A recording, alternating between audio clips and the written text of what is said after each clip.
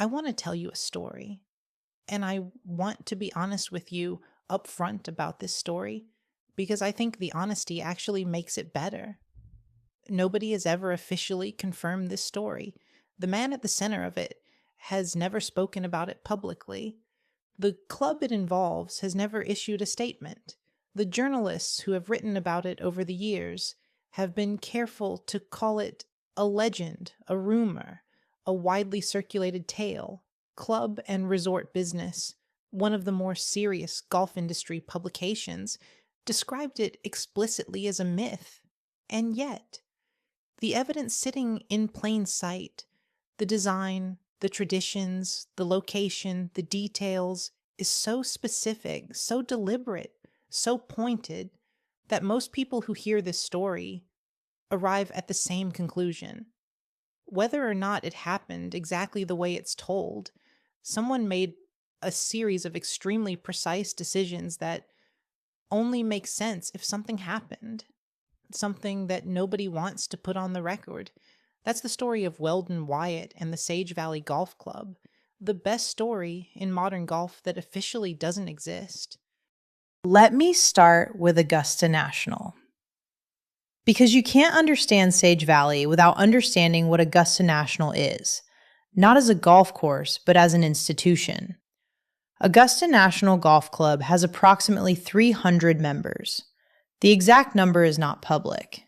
The names of the members are not public. When someone joins, the club doesn't say so. When someone leaves, the club doesn't say so. There is no application form you can download. There is no process you can initiate. You do not apply to Augusta National. You wait to be invited. And the invitation comes, if it ever comes, from existing members who have decided, through a process that is entirely opaque to the outside world, that you are the kind of person Augusta wants. What kind of person is that? The answer, as best as anyone can work out from the publicly known membership over the decades, is extraordinarily successful, preferably in business, probably male, almost certainly recommended by someone who has been a member for years. The waiting list, if there is a waiting list, which is itself disputed, is rumored to be decades long. Some people say it doesn't exist at all, that there are simply people who will be invited when a space opens and the membership decides the time is right. What this means in practice is that you could be one of the most powerful business people in the United States and still not be a member of Augusta National. You could be a billionaire. You could be connected to half the corporate establishment of America. You could have golf as your primary passion, your primary social activity, the sport around which you have organized your entire life. And Augusta National could still look at you and say, through silence, through the absolute silence that is the club's primary mode of communication, no. Now, imagine you are Weldon Wyatt. Wyatt built his fortune developing commercial real estate, specifically Walmart stores. As Walmart expanded across America in the 1980s and 1990s, Wyatt was one of the developers building the physical infrastructure of that expansion. The shopping centers, the sites, the large format retail. Not a glamorous business, enormously profitable. He became a billionaire based in Georgia, which matters for this story, and golf, by all accounts, was his game. Here is where the story begins. The legend, and I'm going to keep calling it a legend because that's the honest word for it, says that Wyatt applied, or attempted to apply, or somehow communicated his interest in membership to Augusta National, and was rejected. Turned down. Not invited. The silence that the club uses instead of the word no. This, again, cannot be confirmed. Augusta National has said nothing. Wyatt has said nothing, publicly. But here is what happened next, and this part is not a legend. This part is a golf course that you can see on satellite imagery, that has hosted major professional tournaments, that exists in Graniteville, South Carolina, approximately 20 kilometers from Augusta National in Augusta, Georgia. Weldon Wyatt built Sage Valley Golf Club. Now, I want you to think about the decisions that were made in the design and construction of Sage Valley, because each one of them, individually, could be a coincidence. Together, they form a picture that is extremely difficult to look away from. First, the architect. Wyatt hired Tom Fazio to design Sage Valley. Tom Fazio is one of the most respected golf course architects in America. He has designed and renovated dozens of courses. He has also worked at Augusta National. He knows Augusta National at a level of intimacy that very few people in the world possess. Wyatt hired the man who had been inside Augusta, not just as a visitor, as a designer, and asked him to build a course in the same part of the American South, in similar terrain, with a similar feel. Fazio did. The pines at Sage Valley are placed with the specific cathedral quality that Augusta's pines have. The azaleas, and this detail is the one I keep coming back to, the azaleas are there. Not in a generic, we planted some flowers sense. In the specific, deliberate, unmistakable way that Augusta's azaleas are there. Blooming in the same colors. In the same locations relative to the course. The kind of detail that requires someone to have said, I want it to look like this. Second, the green jackets.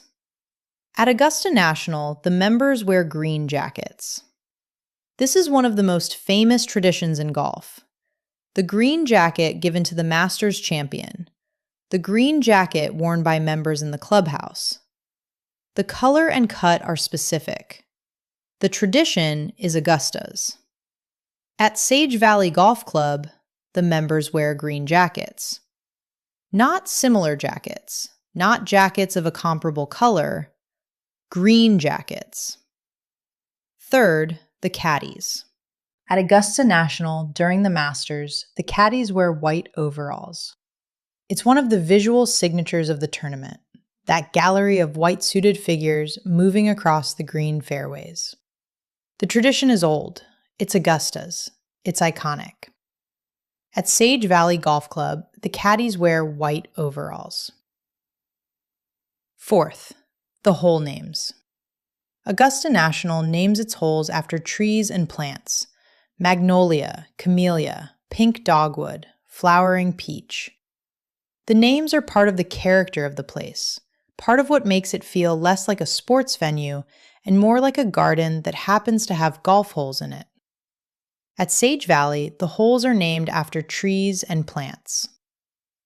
At some point, the accumulation of these details stops being explainable by coincidence.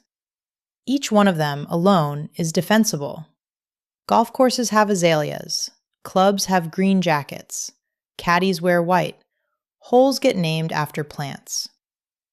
But all of them together, in a club built by a Georgia billionaire 20 kilometers from Augusta National, with an architect who worked at Augusta National, that is either the most elaborate series of coincidences in golf history, or it is a statement. And here's the thing about statements. You don't have to say a word for a statement to be heard. Sage Valley opened in 2001. It immediately established itself as one of the most exclusive clubs in America. The membership, like Augusta's, is private, not publicly listed, invitation only.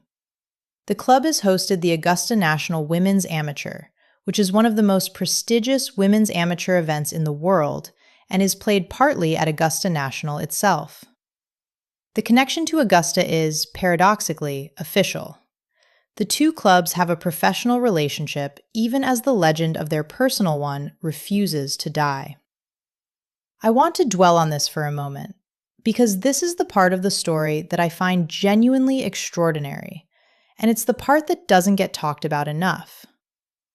If Weldon Wyatt was rejected by Augusta National and built Sage Valley as his response, And I want to be clear, we don't know that this is what happened. Then what he built was not just a consolation prize. He built something that Augusta National has chosen to partner with. The thing he allegedly built out of wounded pride became, within 2 decades, an institution that the club which wounded him chose to collaborate with. That's either a reconciliation or the most elegant form of revenge ever executed in the history of private golf clubs. Possibly both. And nobody will say which. Let me talk about what it takes to build something like this.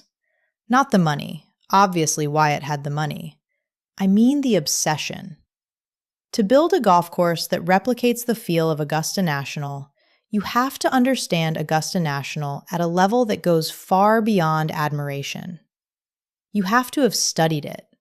You have to know why the pines are placed where they are, why the azaleas bloom in the way they do relative to the course, why the green jacket matters as an object and not just a symbol, why the white overalls are part of the visual language of the place. You have to care enough to get all of that right in a new location with different soil and different topography, and have it still feel like the thing you're referencing. That's not something you do casually. That's not something you commission on a whim. That's the work of someone who has spent years inside the idea of Augusta National, studying it, thinking about it, feeling about it, and has decided that if the real thing won't have them, they will create the next best real thing. And the result, and I've read enough accounts from people who have played Sage Valley to say this with confidence, the result is extraordinary. The course is ranked among the top private courses in America. The experience of playing it is, by multiple accounts, as close to Augusta National as anything that exists outside Augusta National, which is either an enormous compliment to Tom Fazio's architectural skill or evidence that whoever briefed him knew exactly what they wanted. I want to zoom out for a moment and talk about what this story reveals about golf specifically, because I think it reveals something that you don't find in other sports. Golf is one of the only sports where the venue is as important as the competition. In football, the pitch is a pitch. In tennis, the court is a court. Yes, different surfaces change the game, and Wimbledon and Roland Garros have their specific identities. But the grass at Wimbledon is not something people have attempted to replicate privately out of personal feeling. Nobody has built a replica Wimbledon in their home county because they couldn't get tickets to the real one. In golf, the place is part of what you love. Augusta National is not just the site of the Masters. It's an object of affection, of obsession, of longing for people who have never set foot on it. Millions of golfers around the world watch the Masters every April and feel something specific about those 365 acres, a relationship to a physical space they have likely never visited and may never visit, that is closer to how people feel about places they grew up in than how they feel about sports venues.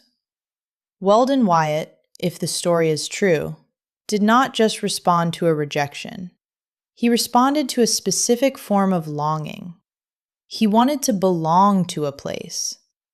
He was told, in the language of elegant institutional silence, that he couldn't. And so he built the place, his version of it, 20 kilometers away, close enough that on a clear day, the same South Carolina sky covers both courses. There's something deeply human in that. Not petty. Human. The desire to belong somewhere specific. The refusal to accept that the specific place is permanently out of reach.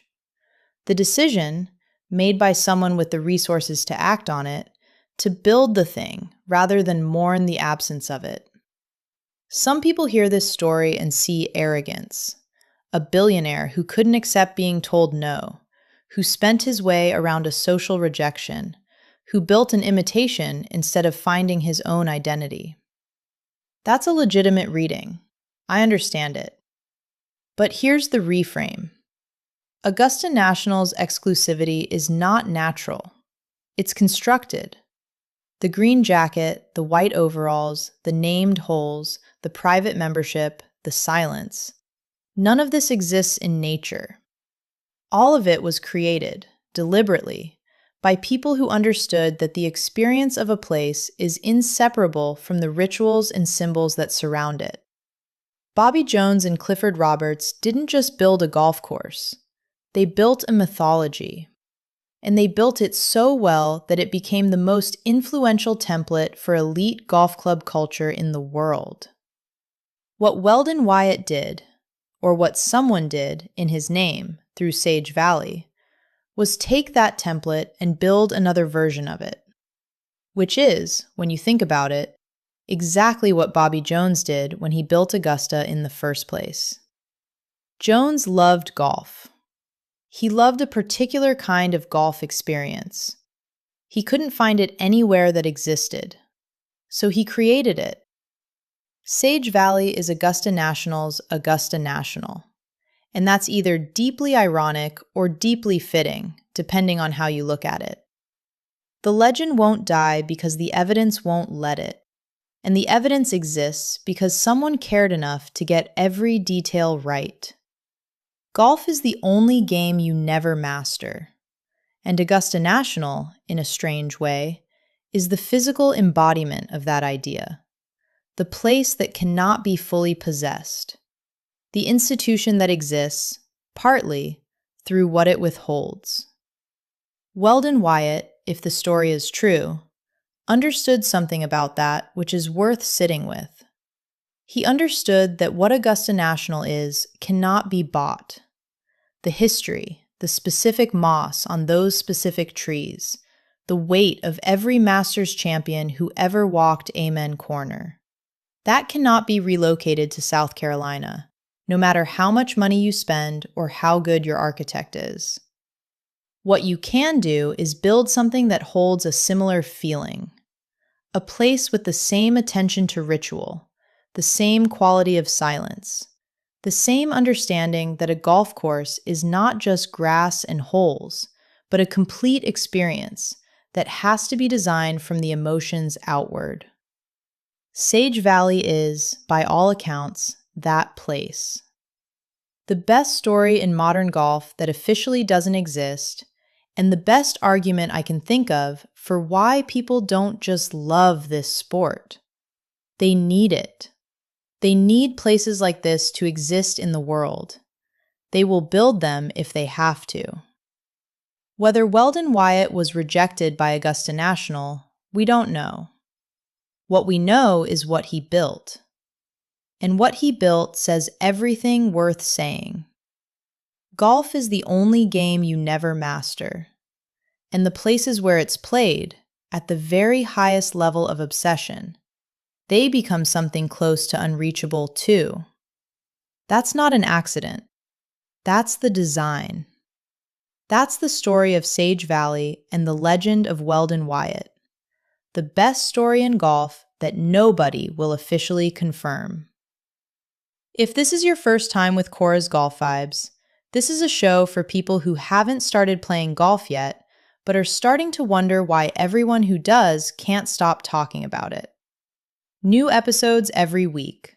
Follow or subscribe wherever you're listening so you don't miss the next one. I'm Kora. See you next week.